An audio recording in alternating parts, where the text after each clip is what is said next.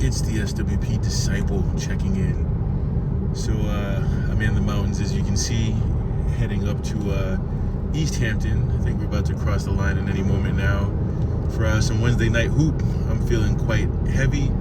I'm beginning my little mini diet as I go to Texas like the middle of next week, so I can be fighting trim as much as possible anyway.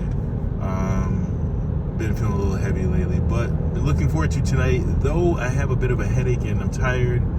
I'm still at an age where the adrenaline does its thing and it will just kind of like wake me up at some point. I hope that's the case. As you can see, I am in BMW, and for good reason, not trying to flex. There it is, East Hampton. My cousin's 2016 Silverado shut off on him. So he's like doing work on it little by little. It's his daily pleasure truck as well as his work truck. Kind of his pride and joy, the most he's ever spent on a vehicle. I forget what it was, like 5 years ago, like 32 grand or so. Of course, with like American cars, like the trucks they build kind of different. There's a really nice view coming up here on the mountain. I don't know if you can see it or not, but yeah, it's down. I don't know if it's like he said it might be multiple issues, and of course, because it's his like do everything truck, he takes care of it, but like, you know, it sees some use in, you know, tows and lugs quite a bit and all that, whatever. So he's gonna try to overhaul some things. He is a mechanic by trade. Like, he went to a vocational school back in high school, so he knows how to do all this stuff as long as his scanner can pick it up, and as long he has good tools and a good space in his garage. That's one compromise that his wife let him have in their house. Beautiful, nice workbench and nice tools and all that, or whatever. So anyway, he's borrowing the RAV4 is what I'm trying to say. So, which is cool. I like to pay it forward and be a blessing to my family. He and his younger brother, my other cousin, they borrow the RAV4 a fair amount when their vehicles are down. So cool, and gives me an excuse to take out the 228. I don't drive it too often. I think I bought it with like just under 86,000 miles, and what do I have now? Just over 93, so 93,231. So driven it about 7,000 miles in 2 years, 3 months, however long I've had it. Yeah, I guess about 27 months. Still drives great. Still probably selling it, but you know what? I don't know what I'm getting. Certainly of the same value. When I say value, in terms of like bang for the buck. But anyway, more important things to talk about, especially as I near Williston, the gym, the prep school up here. Barney Frank. I didn't realize. I thought. Well, honestly, I'm not really sure what Barney is short for.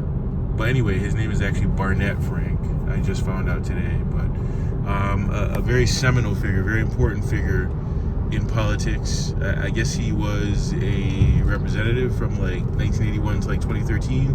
I know that he had been in poor health recently, and then I guess recently, very recently, he was... At the next light, take a slight left. He was admitted to hospice, and he just passed today. So, champion of the little man. Important for many reasons. I won't be able to go through all of them here, but like, you know, first like openly gay, you know, politician that I know of, in at least, you know, on like the national level, not like, you know, like a city council person or something like that. And he did that back in like 87. He actually, right up until that point, basically had like a girlfriend and everything. And what is that called? Is not a beard, because I think that's like the reverse. Oh no, yeah, a beard, right? And lavender marriage is. So I don't know all these definitions, this new age stuff, but you know what I'm saying. He was with a woman and as a gay man, but he actually thought he was like straight, but then he, you know, over time realized he's a gay man. It's not fair. At the light, take a slight left onto Payson Avenue. So he was sincerely like trying to be in, you know, like a real like heterosexual relationship, whatever. But I enjoyed him when he appeared many times on Real Time with Bill Maher, and probably his biggest piece of legislation. He did other things. So 81, so he would have been there through like the savings and loan crisis back in '87, but more directly to my lifetime as an adult. The mortgage crisis, the financial crisis in 2008. Dodd-Frank came out of that, and the thing about Dodd-Frank that's pretty cool is that it's like adaptable, so it has built into it like you can like attach like amendments or whatever to kind of move with the times. But the gist of it, obviously you already know, like the 2008 financial crisis was caused by several things, but at the next stop sign, turn left. Chief among them was the lack of regulation, which really dates back to the Reagan years. So over time, defunct, it's more than just them, but like defunct at the financial, stop sign, turn left onto Park Street. Like brokerages and financial companies like, Bear Stearns or Lehman Brothers or whatever, they weren't playing nice with people's money and, basically creating all these in a quarter mile, your destination will be on the left. Exotic, derivative type financial products based on people's like retirement savings. And then, you couple that with like, Dodd-Frank covers this as well, giving mortgages to people who, barely had like a 600 score, couples making like together like 60 grand or whatever, but like, giving them like a $450,000 mortgage, stuff like that. I'm just gonna go past. Your destination is on the left. That's the parking lot right there and the gym, but I'm gonna drive by it just so I can finish this up. And that led to the crash once, the bottom fell out and stuff. A lot of people made very wealthy by that time. If you were able to, like, they say there's like, there's blood on the floor, it's time to buy. But yeah, Dodd-Frank, so Chris Dodd, Barney Frank, that prevented like those derivatives and derivative type products and predatory lending, a whole host of other things. I think there's like 16 points to it. I don't know them off the top of my head right now, but very important, and it's actually emblematic of the difference between Democrats and Republicans. So one side is talking about like pronouns and trannies and all kinds of other stuff like LGBTQIA and how much they hate like social justice warriors and really like culture war type stuff. And actually Trump is still trying to like relax regulation, even though it's been proven to not be so good for us. And then Democrats, they do the boring stuff that like that's probably the biggest piece of legislation that we've had in the last X amount of years. And I bet you, wow, that's a really nice view. I've never driven all the way down here. That looks like some type of school, but I won't go there. And of course another mountainside, but I'm gonna turn back because I gotta go hoop.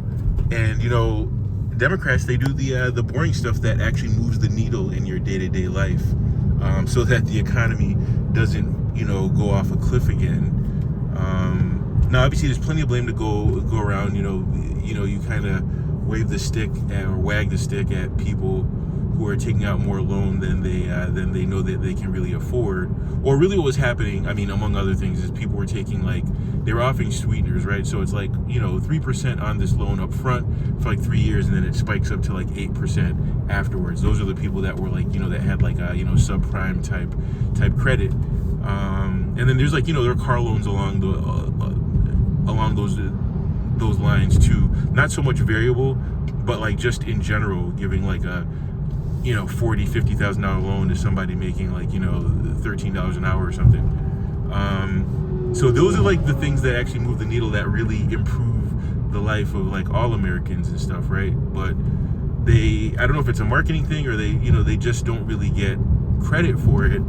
And all the defaults, they seem to go to the Republicans. But in any event, Barney Frank, a great American in my eyes. Sexuality notwithstanding, I don't really care about that anyway. But yeah, Godspeed. He wasn't a believer actually, but he refused to identify as atheist. He was Jewish, but like not really a practicing Jew. He was more agnostic, but more in the purest sense where he couldn't prove that God exists, but he wouldn't denounce that God exists. It was more of like a purely scientific thing where it's like I often say this to people, though I am a believer. I'll believe anything that you can prove, which really annoys people and rubs people the wrong way. Among my many cache of traits that rub people the wrong way, I always say, I'll believe whatever you can prove. If you can prove it to me, I'll believe it. And he was kind of the same way in a lot of ways. So anyway, Barney Frank, Godspeed. The Lord is faithful. Stay with me. God bless.